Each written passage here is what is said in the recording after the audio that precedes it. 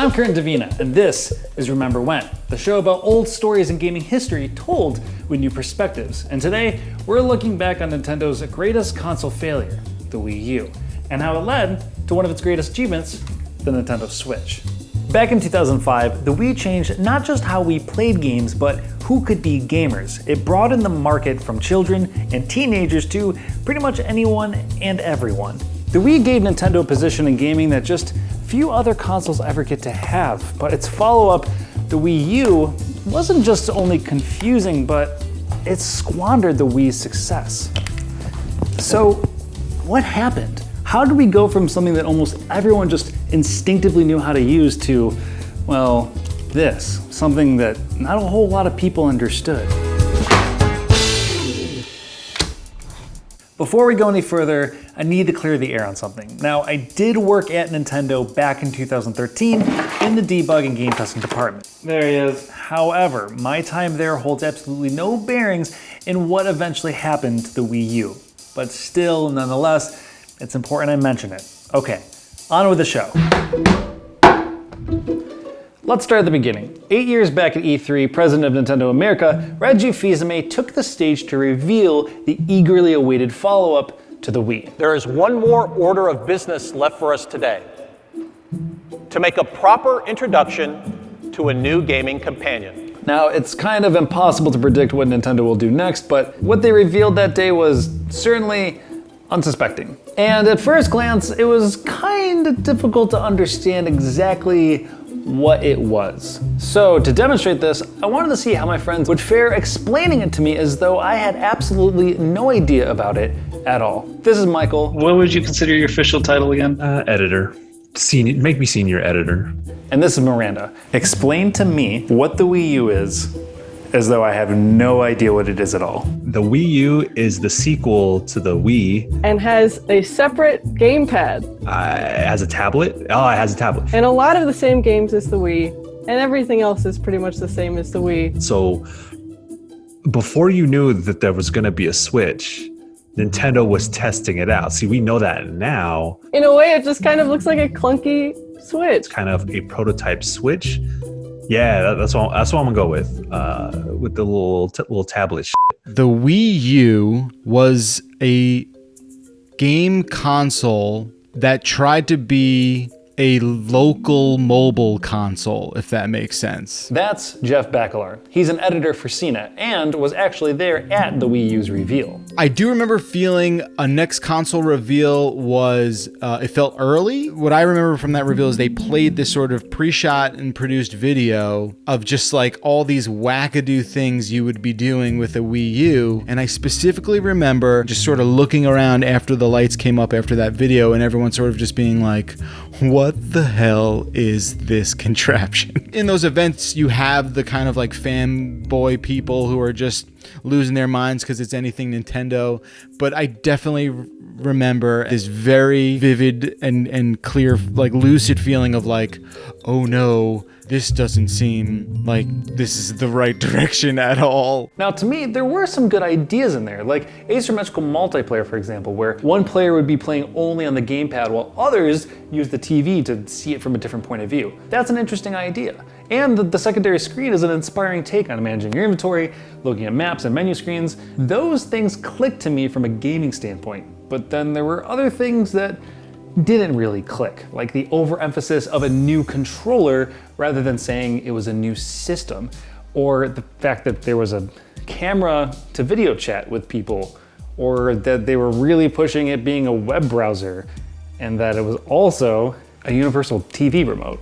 Oh, that's right, the whole TV thing. I do remember back in New York going to an event right before release, and I had all these questions prepared, like, what's the support gonna look like? And like a dozen questions specifically relating to the TV notion of this console, and they were all just like, we'll wait and see, we don't know how it's gonna work. And I just remember being like, this thing's dead on arrival. It inflated into a video game console with a tablet that was kind of an upgraded Wii that also had video chat and was an all-around entertainment device. It was like a Nintendo Swiss Army knife. And some of us were excited for it, or at least wanted it, while others definitely didn't. The day after the Wii U's reveal at E3, Nintendo's stock plummeted 7.5%, and analysts said, quote, "There were high expectations from the new version of the Wii, and this fell far short." All of which put Nintendo's share price at the lowest it had been in 5 years. So why did Nintendo go this route? It needed to leverage the success of the Wii and the Wii brand, which was all-consuming within gaming at the time. That's Tamoor Hussain, GameSpot's managing editor and Remember When regular. For many years, the global kind of awareness around gaming happened because of the Wii. So Nintendo couldn't cut that loose and let it go and move on to something entirely. But at the same time, you sell a Wii to a grandma or an uncle or someone, whoever it may be, they're gonna buy that with Wii Sports and they're set for life. Grandma isn't picking up Xenoblade Chronicles after that. The Wii pummeled the Xbox 360 and PS3 that generation, and not by being this high-tech video game console, but by instead introducing a new way of play for everyone, not just gamers. And I mean, everyone was playing the Wii. My mom was playing the Wii. Families were just filming their kids playing the Wii and putting on YouTube just because. Nintendo was appealing to a massive demographic that other consoles weren't, but as time went on, the Wii was facing two major challenges in its old age. One, it wasn't HD compatible, which the world transitioned to. And two, while it certainly captured a broader, more casual demographic, it was missing the mark on the most important group in the gaming industry, core gamers. For that audience, the Wii lacked the appealing experience that its contemporaries had, and along with graphical limitations, its most innovative feature, motion controls, wasn't the most attractive way to play all games. Nintendo still needed to appeal to that audience, and also for its own brand strength, it needed to create exclusive titles that attracted the core audience and kept them faithful. By trying to have its cake and eat it too, created this console that was just mediocre to its core, but also full of amazing games that no one cared about. The whole ordeal put the Nintendo Wii in a category separate from the Xbox 360 and PS3. In simplest terms, think of it as casual gamers, and then over here, traditional hardcore gamers. Nintendo needed to figure out a way to close this gap, something that would bridge these two demographics into gaming harmony. Cue the Wii U. The Wii U had HD and also a Nintendo-like rendition of a traditional controller appeasing to this audience, and then it had everything that the Wii had appeasing to that audience. So going back and watching that reveal with this in mind kind of makes it a little clearer with what Nintendo was trying to do, whether or not you or I feel that they communicated that properly to its consumers or its stockholders. The Wii U came out in 2012, and out of the gate, it sold decent. A few people bought it, but as time went on, sales very quickly started to decline. Just a little after a year of it being out, it sold about 3.9 million units, and for perspective, the Wii sold 9 million units within its first year. As a result of this, Nintendo CEO Iwata cut his own salary in half for 5 months and apologized for Wii U's struggling sales.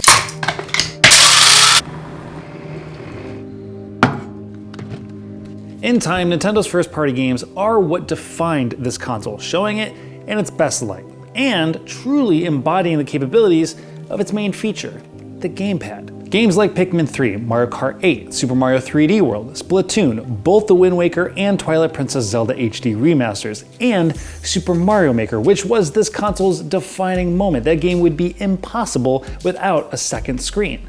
Meanwhile, the console did get some pretty good third-party support. Games like Zombie U really heightened the suspense of having to manage your inventory. Games like Wonderful 101 emphasized having to draw on the gamepad. And then there's other games that got full-on retreatments like Batman Arkham City just to utilize the gamepad.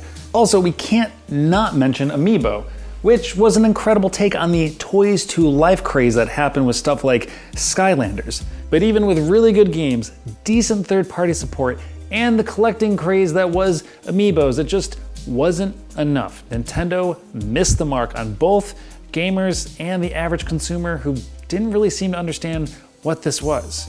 And if there was one game that was truly defining in Nintendo's pivot to something new, it was Breath of the Wild. Breath of the Wild was initially designed from the ground up for the Wii U, with the Sheikah slate representing the second screen, organizing inventory, maps, so on. However, the game's director, Hidemaro Fujibayashi, began experiencing a breaking of immersion by looking down between the screen and the gamepad. He said, quote, "In doing our testing without the touch features, we noticed looking back and forth between the gamepad and the screen actually took a little something away from this type of Zelda game. Without the touch features, it actually turned out to be a really strong gameplay experience. After more experimentation and testing out, we realized that this is the best way to experience the game." The very idea they pitched this entire system on started to get deconstructed by its own developers. Now, Breath of the Wild was initially supposed to come out 2 years before its 2017 release, but was delayed twice in favor of porting it to the Nintendo Switch. Since then, nearly every single Wii U game has found its way onto the Switch, and I have to reiterate the word nearly. Eventually, Nintendo started marketing the Wii U as a console geared towards children. Here's Mom. We already have a Wii, Sweetiekins. Here's you. Wii U is a total upgrade, Mother. A stark contrast in comparison to the Switch, which in its reveal showcased primarily adults living a way cooler life than I could possibly ever imagine. The Switch reveal was a completely wordless demonstration of what the Switch was and what it was capable of. And showing off familiar games like Skyrim felt like a punctuation mark on the entire thing. The Switch iterated on the Wii U's gamepad and somehow delivered on the thing that everybody wanted from the Wii U in the first place, and that was the ability to take it further than their bathroom, but anywhere in the world. The Wii U, despite being Nintendo's worst-selling console to date, really served as a public prototype and commercial experiment for ideas that led to the Switch. And certain aspects of it, like Amiibo, still continue to exist outside its lifespan and get support on the Switch. But the most telling thing is that Nintendo, through generations of experimentation and unabashed risk-taking from both its handheld consoles and its home ones, managed to make something that is truly remarkable when it comes to a video game console. And this generation actually managed to blur the lines between casual and hardcore gamers. The Switch didn't even have any extra features like being a universal TV remote or a built-in camera. It doesn't even have a web browser. Its sole purpose is to play games. And since 2017, has sold over 4 times more than the Wii U managed to do in its entire lifespan. So it's hard to imagine we would have had the Switch if it wasn't for the misstep of the Wii U.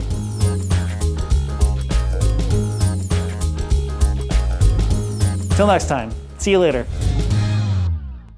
If you've made it this far, thank you so much for tuning in and watching this episode of Remember When. Now, this is one of 3 videos in the console trilogy, if you want to call it that we're doing for Remember When. And a link to the other ones will be in a playlist in the description below. Anyways, that's all I got. Thank you so much. Wear a mask, be well. This hill is killing me right now. And I'm Kurt Indovina, by the way. Pleasure meeting you. Anyways, I'll leave you alone. Till next time, see you later.